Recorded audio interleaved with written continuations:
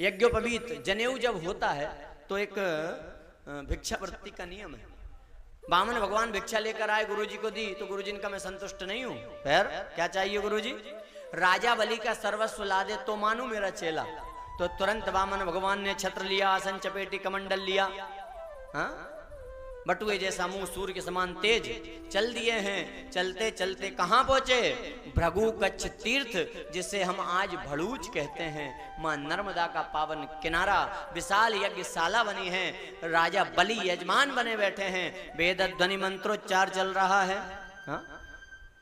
ओम भद्रं कर्णेभिः शृणुयाम देवा, भद्रं पश्येमाक्षभिर्यजत्राः, स्थिरैरङ्गस्तुष्टुवाग्वंसस्तनोभिर्वसेमहि देवहितं जदायुः। बामन भगवान पहुंचे, बलि की नजर पड़ी तो बलि दौड़ कर गए, चरणों में गिर पड़े। क्यों? मेरा यज्ञ सफल हो गया है। एक तपस्वी ब्राह्मण, कहां से आए हैं आप, कौन हैं, क्या उद्देश्य है? तो बामन भगवान ने कहा भैया कुछ लेने की इच्छा से नहीं आया। हाँ, फिर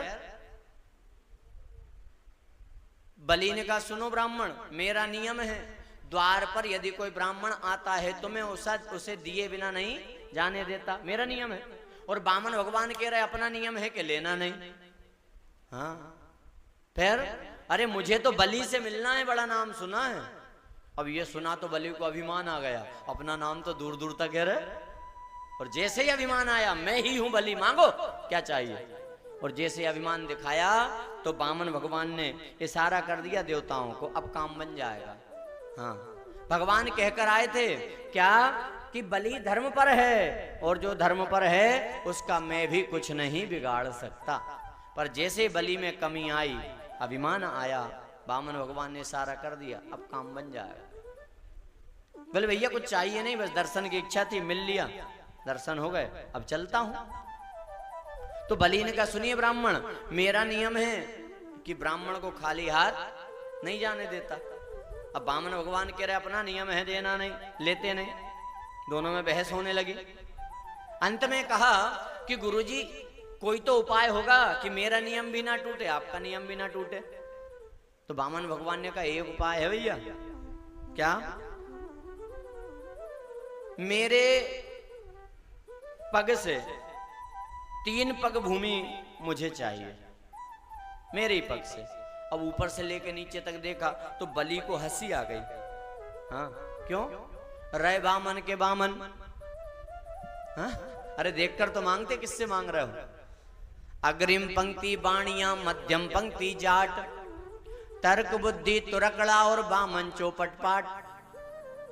देख के मांगते। बोल नहीं भैया 3 पग, हाँ इतने में काम हो जाएगा, ले लो, नाप लो जहां से चाहिए। तो बामन भगवान ने कहा ऐसे नहीं, संकल्प करके। तो संकल्प होने लगा। हाँ, ब्राह्मण रूपाय बामनाय इमाम त्रीणी पदानी भूमि संप्रददे। अब संकल्प कराने कौन आए? गुरुजी को बुलाया, शुक्राचार्य जी को। क्या दे रहे हो? बोले 3 पग भूमि। तो ऊपर से लेके नीचे तक देखा तो बलि से कहा शुक्राचार्य जी ने पलट जा, बदल जा, मत दे। क्यों? अरे ये बामन नहीं है, 53 है। क्या है? हाँ, बामन नहीं 53। क्यों? बलि से कह रहे हैं गुरुजी शुक्राचार्य जी, राजन ये कौन है? एस बेरोचने साक्षात भगवान विष्णुरव्ययः, कस्य पाददितिर्जातो देवानां कार्य साधकः। ये कश्यप अदिति का बेटा बनकर आया है, साक्षात विष्णु है, पलट जा, बदल जा, मत दे। बलि ने कहा मैं तो दूंगा, संकल्प ले चुका हूं मन ही मन, और अगर नहीं दिया तो नरक मिलेगा। हाँ? अगर ये साधारण ब्राह्मण है तो 3 पग लेगा, और भगवान है नहीं दूंगा तो युद्ध करके ले लेगा, पर भगवान को दूंगा, कहीं से घाटा नहीं है। हाँ? बहुत मना किया शुक्राचार्य जी ने, पलट जा, बदल जा, हाँ पाप लगेगा। तो शुक्राचार्य जी ने ये तक बता दिया कि पाप नहीं लगेगा। हाँ, ध्यान से सुनना, 8 जगह बताई हैं शुक्राचार्य जी ने जहां झूठ बोलो तो पाप नहीं लगता। कितनी? 8। कौन कौन सी? स्त्रीषु नर्म विवाहे च व्रत्यर्थे प्राण संकटे गो ब्राह्मणार्थे हिंसायाम नानृतम स्याज्जुगुप्सितम। 8 जगह राजन झूठ बोलो पाप नहीं लगेगा। कौन कौन सी? बोले अपने प्राणों की रक्षा हो झूठ बोलो, अपने धर्म की रक्षा हो झूठ बोलो, किसी और के प्राणों की रक्षा हो झूठ बोलो, पाप नहीं लगेगा। गौ माता की रक्षा हो झूठ बोलो, पाप नहीं लगेगा। हंसी मजाक में झूठ बोलो, पाप नहीं लगेगा। फिर आप कहीं भोजन करो तो भोजन की हमेशा प्रशंसा करना, बड़ाई करना, कभी भी भोजन की निंदा नहीं करना। ये बात जीवन में उतार लेना हो। हाँ, हमेशा भोजन की प्रशंसा, क्योंकि प्रसाद है। और अपनी आदत क्या है? हाँ, जैसे कोई शादी में बुलाए ना तो बढ़िया तैयार होके जाए, अच्छा चकाचक खींच के खाए, बिल्कुल पूरा पहाड़ खड़ा करके।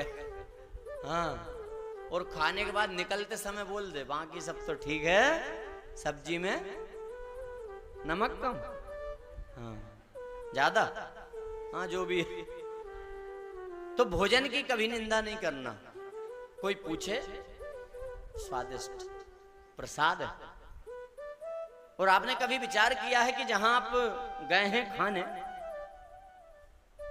क्या पता वो किसी बिटिया का विवाह हो और उस बिटिया के बाप ने रात दिन एक करके अचार रोटी खा के जीवन भर पाई पाई जोड़ी अपनी बेटी की शादी में मैं सबको खिलाऊंगा।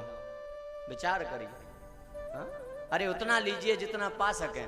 बात कड़वी है, बुरा मत मानना।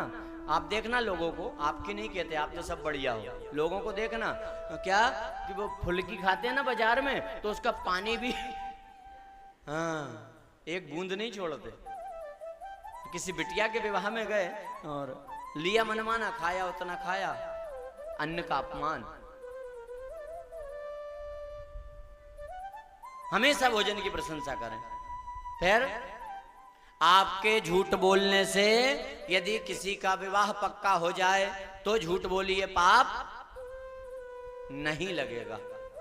हाँ, कई लोग पूछते हैं आपसे, क्यों फलानी जगह बात चल रही, कैसा छोरा? क्या बोलोगे? एक नंबर, भले एक लक्षण नहीं हो। हाँ? यदि आपके झूठ बोलने से किसी का संबंध पक्का हो, झूठ बोलो। फिर एक जगह और बताइए, ध्यान से सुनना। यदि कोई गुप्त बात स्त्रियों से छुपाना हो तो इनसे झूठ बोलो। हाँ, युधिष्ठिर जी का श्राप है, इनके पेट में भी कोई बात बोलो। हाँ, वे खुद बोल रही है नहीं पचती। हाँ, थोड़ी आवाज कम करो ये।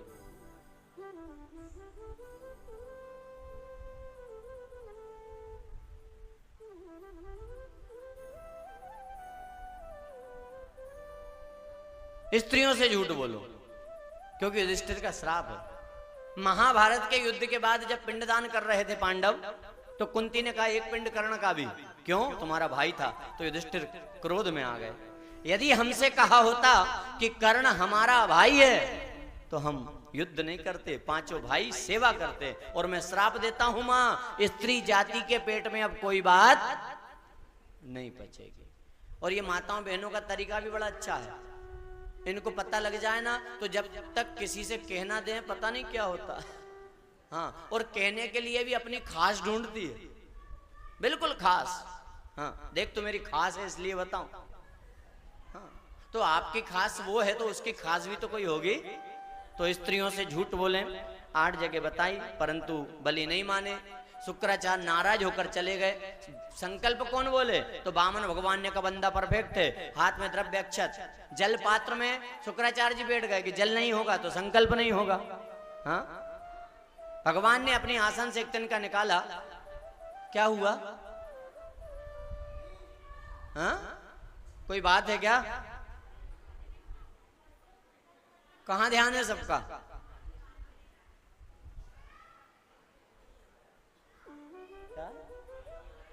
तो पानी आएगा ना, अभी रुको तो आएगा। आज कन्हैया का जन्म है।